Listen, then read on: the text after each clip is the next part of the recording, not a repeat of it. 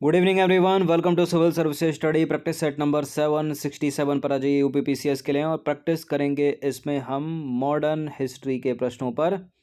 इस एग्ज़ाम की डेट है 24 अक्टूबर और यूपीएससी सिविल सेवा की डेट है 10 अक्टूबर। चलिए तो क्वेश्चन नंबर 1 पर आ जाइए। निम्नलिखित में से कौन सा युग इनमें से सही सुमेलित नहीं है? दिल्ली षड्यंत्र केस के सामने अमीचंद लिखा है और काकोरी षड्यंत्र केस के सामने अशफाकुल्ला खां। लाहौर षड्यंत्र केस जतिन दास, नासिक षड्यंत्र केस रासबिहारी बोस। बताइए कौन सा गलत है, कौन सा सही सुमेलित नहीं है इसमें? पहला सही सुमेलित है और दूसरा भी सही सुमेलित है, तीसरा भी सही सुमेलित है, चौथा सही सुमेलित नहीं है। रासबिहारी बोस का संबंध दिल्ली षड्यंत्र केस से है, तो रासबिहारी बोस का संबंध है दिल्ली षड्यंत्र केस से और वे गिरफ्तारी से बचने के लिए जापान चले गए थे। उनका संबंध नासिक षड्यंत्र केस से नहीं था। बाकी सारे सही सुमेलित हैं। नंबर 2 पर आ जाइए। लाहौर षड्यंत्र केस में निम्नलिखित में से किस क्रांतिकारी को फांसी की सजा नहीं हुई थी? राजगुरु, भगत सिंह, सुखदेव, बटुकेश्वर दत्त। लाहौर षड्यंत्र केस में सुखदेव, भगत सिंह और राजगुरु को 23 मार्च 1931 को शहीद हुए थे वो, ठीक है। बटुकेश्वर दत्त को नहीं हुई थी। तो लाहौर षड्यंत्र केस के अंतर्गत गवर्नर जनरल द्वारा गठित विशेष ट्रिब्यूनल ने अक्टूबर 1930 में भगत सिंह, राजगुरु, सुखदेव को मौत की सज़ा सुनाई और 23 मार्च 1931 को इन्हें फांसी दी गई, जबकि बटुकेश्वर दत्त को काला पानी की सज़ा देकर सेल्यूलर जेल में भेज दिया गया, अंडमान की। क्वेश्चन नंबर 3 पर आ जाइए। निम्नलिखित में से कौन सा एक कथन सही सुमेलित नहीं है? हावड़ा षड्यंत्र प्रकरण 1910, विक्टोरिया षड्यंत्र प्रकरण 1914, लाहौर षड्यंत्र प्रकरण 1916 और 1930, काकोरी षड्यंत्र प्रकरण। एग्जैक्ट डेट के साथ याद रखिएगा, 9 अगस्त 1925 की डेट है। गलत है डी। तो काकोरी षड्यंत्र प्रकरण या काकोरी कांड 9 अगस्त 1925 को क्रांतिकारी रामप्रसाद बिस्मिल के नेतृत्व में, ठीक है, ट्रेन डकैती को कहते हैं। और लाहौर का प्रथम षड्यंत्र मुकदमा गदर आंदोलन के बाद 1916 में तथा दूसरा षड्यंत्र मुकदमा भगत सिंह आदि के मामले में 1930 में हुआ था, ठीक है। क्वेश्चन नंबर 4 पर आ जाइए। नीचे दिए गए मुकदमों को उनके तिथि के अनुसार व्यवस्थित करना है। लाहौर मुकदमा, काकोरी मुकदमा, मेरठ मुकदमा और कानपुर मुकदमा। बताइए कौन सा सही है इसमें? और कूट हैं कुछ इस प्रकार कि 1-3-2-4, 2-4-3-1 और 1-4-2-3 और 1-4-3-2। बताइए सबसे पहले लाहौर मुकदमा आएगा या काकोरी मुकदमा आएगा? काकोरी मुकदमा 1925 काकोरी कांड, ठीक है। फिर मेरठ मुकदमा, उसके बाद कानपुर मुकदमा। सबसे पहला कौन सा और सबसे नया कौन सा? बताइए। 1 से स्टार्ट होने वाले 3 स्टेटमेंट है, लेकिन सही उत्तर क्या होगा इसका? सी, ठीक है, पहला और उसके बाद चौथा, दूसरा और तीसरा। यानी लाहौर का प्रथम षड्यंत्र मुकदमा गदर आंदोलन के बाद 1916 में, दूसरा षड्यंत्र मुकदमा भगत सिंह आदि के मामले में 1930 में, फिर कानपुर षड्यंत्र मुकदमा 1924 में, काकोरी षड्यंत्र 1925 और मेरठ षड्यंत्र मुकदमा 1929, ठीक है। लाहौर प्रथम षड्यंत्र केस के संदर्भ में जो है सी सही हो जाएगा पर,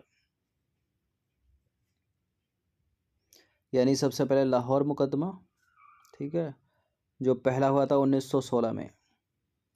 उसके बाद चौथा हो जाएगा कानपुर मुकदमा जो हुआ था 1924 में, फिर 1925 और फिर 1930। मेरठ षड्यंत्र यानी तीसरा सबसे लास्ट में, ठीक है, 1929 में।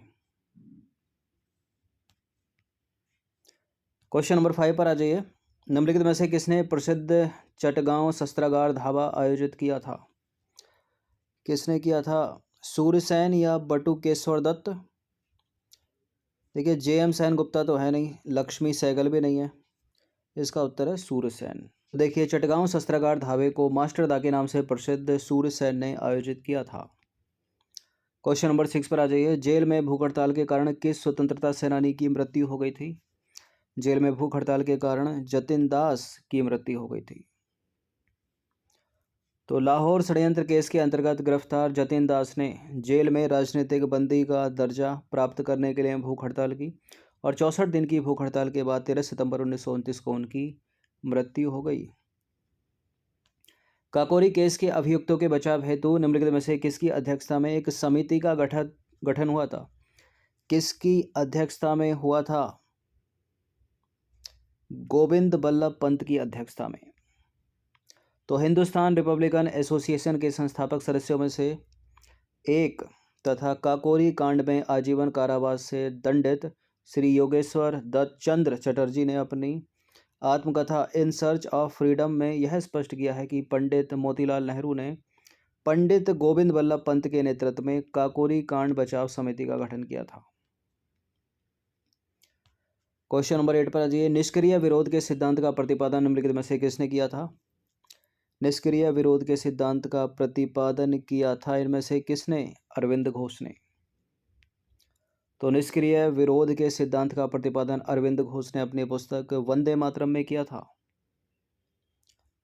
नंबर 9 है, सरकार के विरोध में असेंबली में बम फेंकने के समय भगत सिंह की उम्र क्या थी? 21 साल थी, 21 साल से कुछ ज़्यादा थी, 25 साल से कुछ ज़्यादा या 25 साल थी? 25 साल से तो कम थी, तो दोनों स्टेटमेंट एलिमिनेट हो जाएंगे। 21 साल से थोड़ा अधिक। तो भगत सिंह भारत के एक प्रमुख स्वतंत्रता सेनानी क्रांतिकारी थे। उनका जन्म हुआ था 1907 में। भगत सिंह और बटुकेश्वर दत्त ने 8 अप्रैल 1929 को सेंट्रल लेजिस्लेटिव असेंबली में बम फेंका था और इस प्रकार केंद्रीय विधानसभा में यानी लेजिस्लेटिव असेंबली में बम फेंकने के समय उनकी जो आयु थी वो 21 वर्ष से कुछ अधिक थी।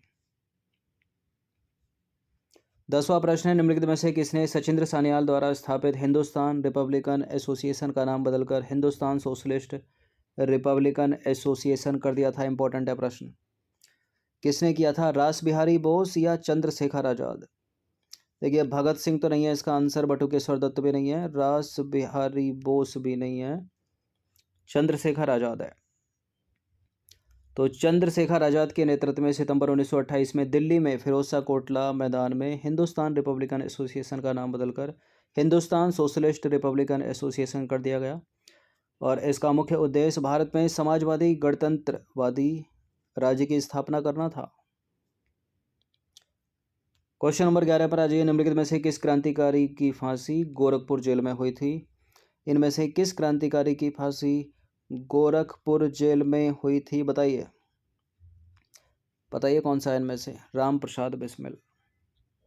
तो काकोरी कांड हुआ था 9 अगस्त 1925 को और इस घटना में कुल 29 भारतीय क्रांतिकारी पकड़े गए। इनमें से राम प्रसाद बिस्मिल, अशफाक उल्ला खां और रोशन सिंह, राजेंद्र लाहिड़ी आदि पर मुकदमा चलाकर उनको फांसी दे दी गई और इनमें राम प्रसाद बिस्मिल को फांसी हुई थी गोरखपुर जेल में, राजेंद्र लाहिड़ी को गोंडा में और रोशन सिंह को हुई थी इलाहाबाद वर्तमान के प्रयागराज में और अशफाक उल्ला खां को हुई थी फैजाबाद में। ठीक है, ये मैच करने के लिए पूछ लेता है। क्वेश्चन नंबर 12 है, निम्नलिखित में से किस वर्ष हिंदुस्तान रिपब्लिकन एसोसिएशन की स्थापना हुई थी? हिंदुस्तान रिपब्लिकन एसोसिएशन की स्थापना हुई थी 1924 में। तो देश में उचित ढंग से क्रांतिकारी आंदोलन का संचालन करने के उद्देश्य से अक्टूबर 1924 में युवा क्रांतिकारियों ने कानपुर में एक सम्मेलन बुलाया तथा हिंदुस्तान रिपब्लिकन एसोसिएशन नामक क्रांतिकारी संगठन की स्थापना की और इसके संस्थापकों में सचिंद्र सान्याल, राम प्रसाद बिस्मिल, योगेश चंद्र चटर्जी और चंद्रशेखर आजाद आदि शामिल थे। क्वेश्चन नंबर 13 पर आ जाइए। मुजफ्फरपुर में किंग्सफोर्ड की हत्या का प्रयास कब किया गया? मुजफ्फरपुर में किंग्सफोर्ड की हत्या का प्रयास किया गया वर्ष 1908 में। ऑप्शन नंबर ए ही है इसका आंसर। तो 30 अप्रैल 1908 को बिहार के मुजफ्फरपुर में खुदीराम बोस और प्रफुल्ल चाकी ने किंग्सफोर्ड पर बम फेंका, लेकिन बम किंग्सफोर्ड पर नहीं गिरा, वो तो बच गए और दुर्भाग्य से राष्ट्रीय आंदोलन से हमदर्दी रखने वाले मिस्टर प्रेगल कैनेडी की पत्नी और उनकी पुत्री मारी गई। ठीक है, प्रफुल्ल चंद्र चाकी ने तो पुलिस से बचने के लिए आत्महत्या कर ली, लेकिन खुदीराम बोस को गिरफ्तार करके फांसी दे दी गई। नंबर 14 पर आ जाइए। निम्नलिखित में से किसने बड़ी बुद्धिमानी के साथ अलीपुर षड्यंत्र मामले में अरविंद घोष का बचाव किया था? किसने किया था अलीपुर षड्यंत्र मामले में अरविंद घोष का बचाव? चितरंजन दास या तेज बहादुर सप्रू? बताइए। WC बनर्जी तो है नहीं, मोतीलाल नेहरू भी नहीं है, पहला ही है। तो अलीपुर षड्यंत्र मामला 1908 में अरविंद घोष और उनके भाई बारेंद्र घोष सहित इसमें जो है 39 लोग अवैध हथियार रखने के मामले में गिरफ्तार हुए थे और इस मामले में 17 लोगों को सजा हुई थी, परंतु अरविंद घोष रिहा कर दिए गए। इस मामले में अरविंद घोष का बचाव किया था चितरंजन दास ने, तो इसलिए जो करेक्ट आंसर हो जाएगा इसका वो है ऑप्शन नंबर ए।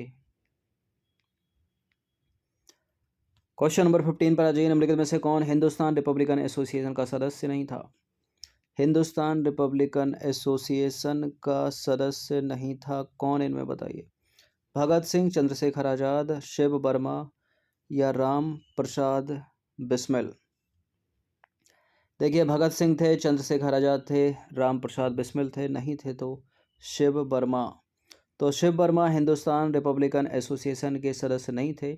बाद में यह इसके परवर्ती संगठन हिंदुस्तान सोशलिस्ट रिपब्लिकन एसोसिएशन से जुड़े थे।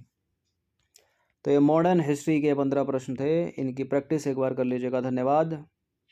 और इस टेस्ट सीरीज़ की प्लेलिस्ट का लिंक आपको डिस्क्रिप्शन बॉक्स में मिल जाएगा, वहाँ पर आप टेस्ट नंबर 1 से लेकर इस टेस्ट तक पहुँच सकते हो।